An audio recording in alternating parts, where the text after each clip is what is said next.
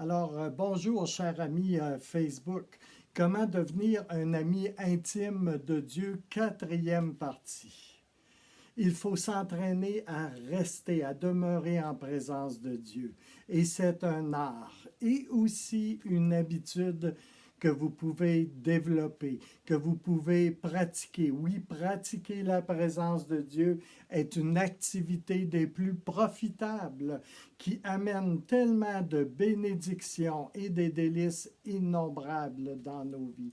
Fais de l'Éternel tes délices et il te donnera ce que ton cœur désire. Ce passage, voyez-vous, résonne dans ma vie depuis mes premiers pas dans le Seigneur jusqu'à aujourd'hui.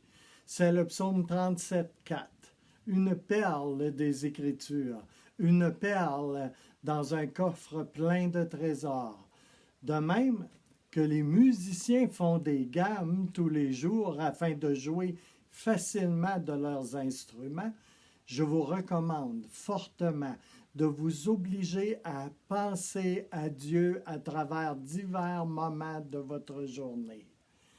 Exercez votre esprit à focaliser sur lui, à être sensible à sa présence, à le reconnaître. Au début, cela sera plus laborieux peut-être, demandera des efforts, des rappels continuels, mais vous devez trouver des moyens de vous rappeler que Dieu est avec vous à cet instant même, dans le moment que l'on vit.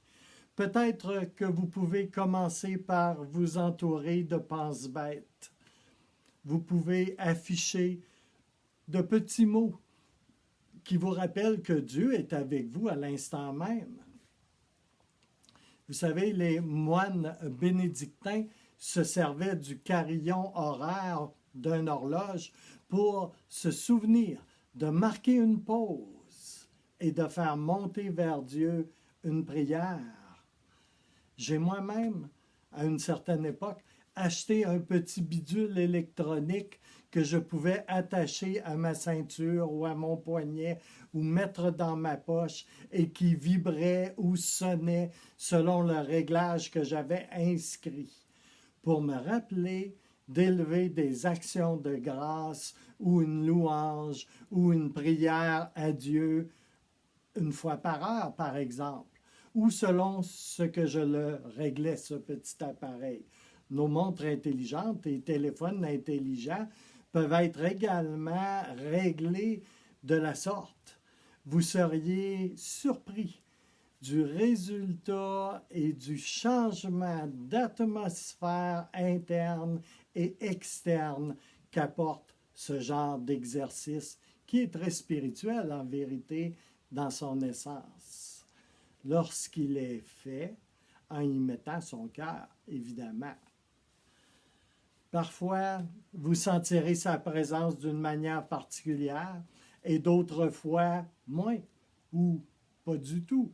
Mais vous serez surpris des résultats si vous persévérez dans ce genre d'exercice qui peut prendre différentes formes.